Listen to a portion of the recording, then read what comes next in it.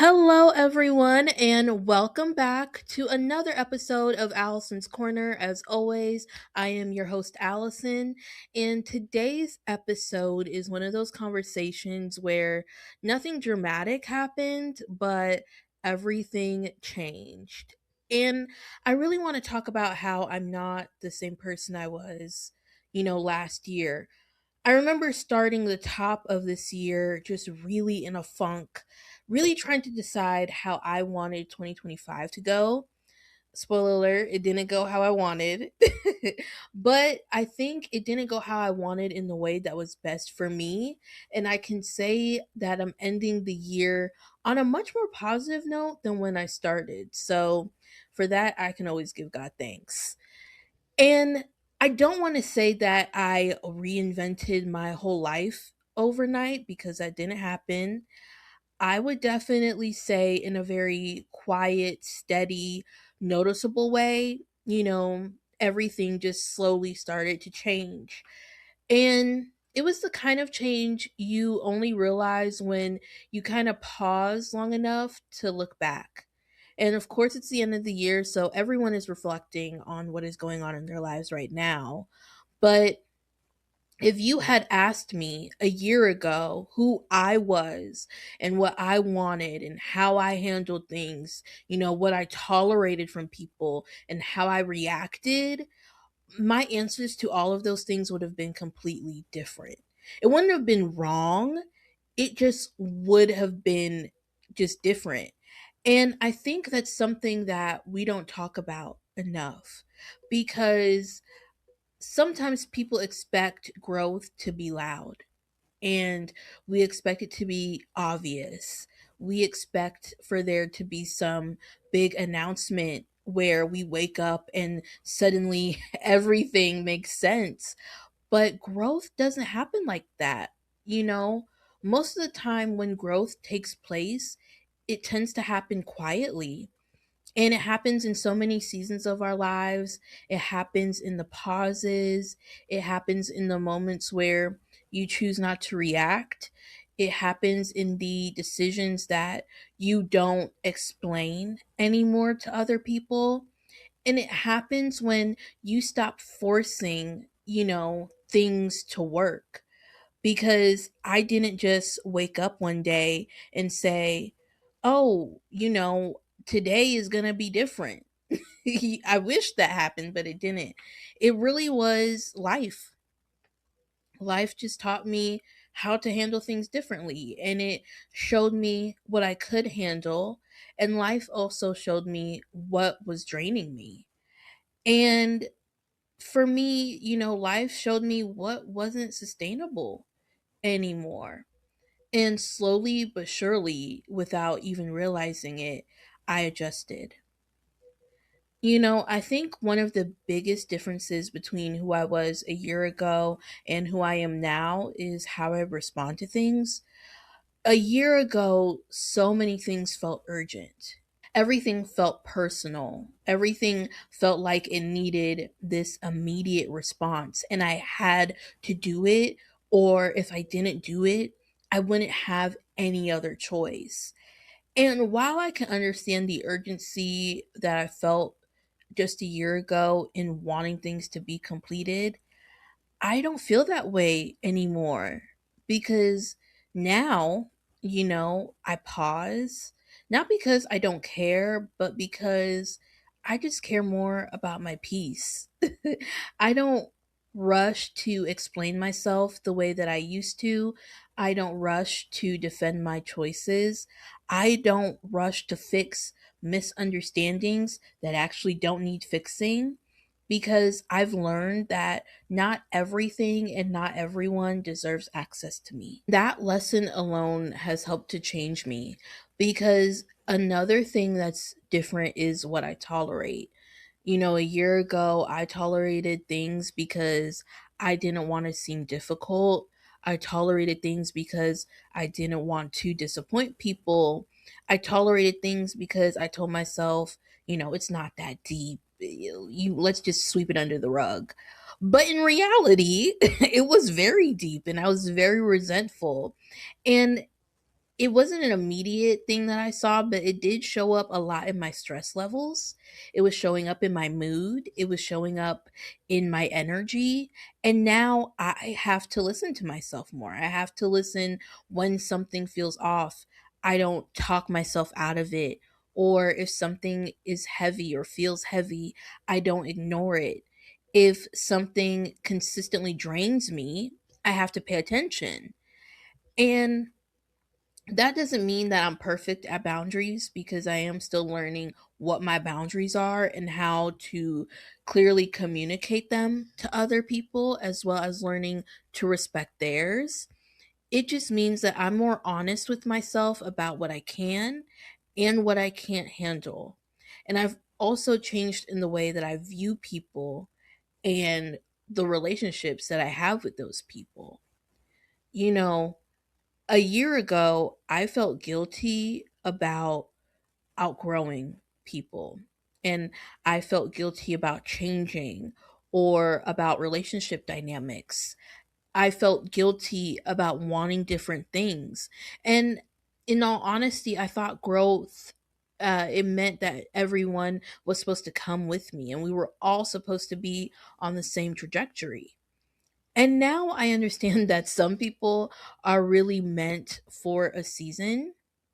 And that's not because that they're bad. It's not because something, went wrong, but because growth requires space. And one thing for me that I'm also noticing is that sometimes the most loving thing you can do is to allow distance without resentment.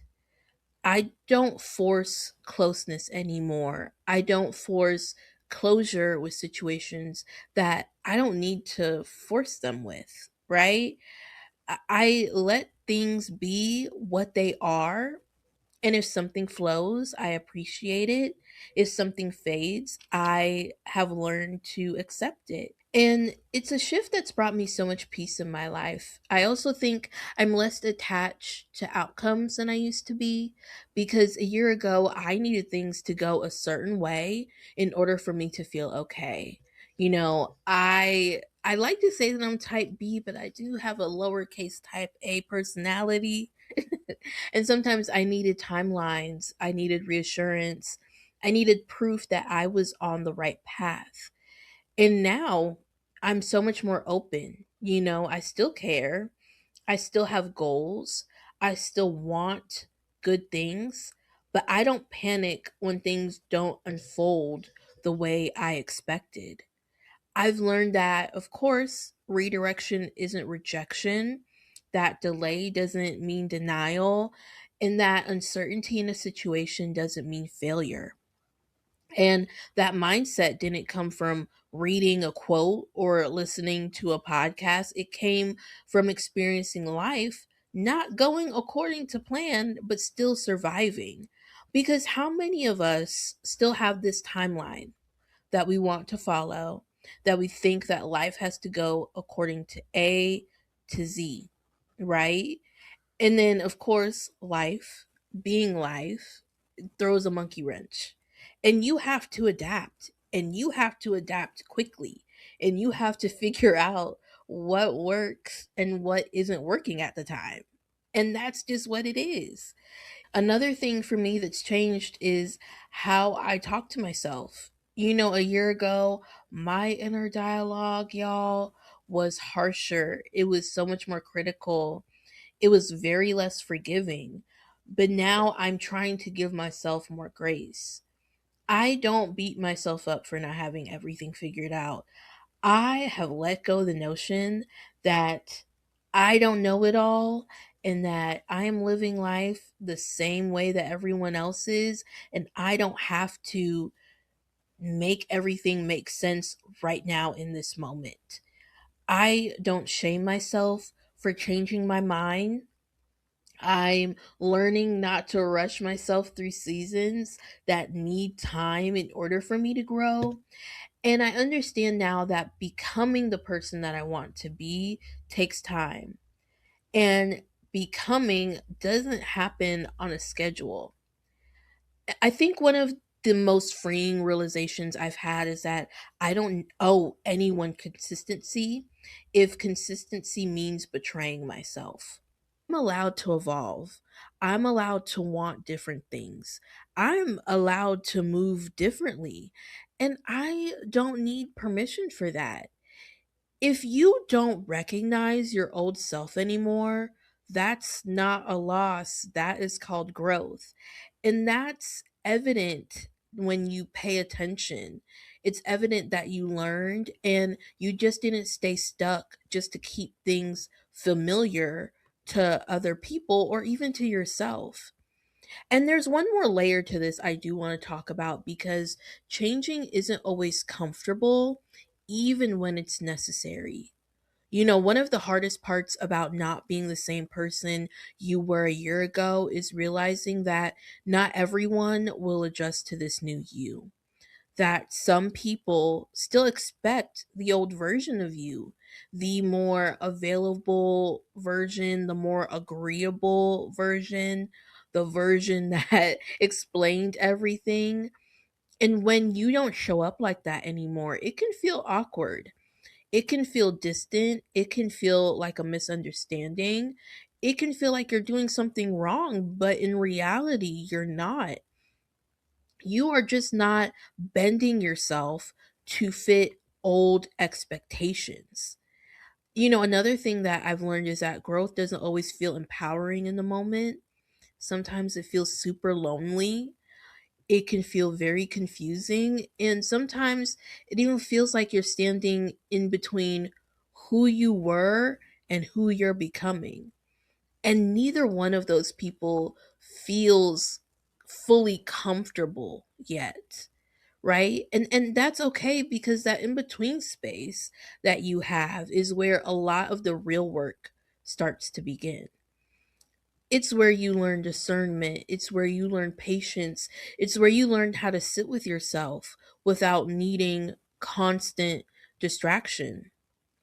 And I've also learned that just because something worked for me before doesn't mean that that works for me now. And I've had to let go of old coping mechanisms, just old habits, old ways of thinking, because that is a part of growth. You don't shame your past self. You thank her for getting you here, and then you just choose differently. And that's maturity. So, if this year has changed you, if you think differently, move differently, react differently, don't rush to label it as good or bad. Just acknowledge it.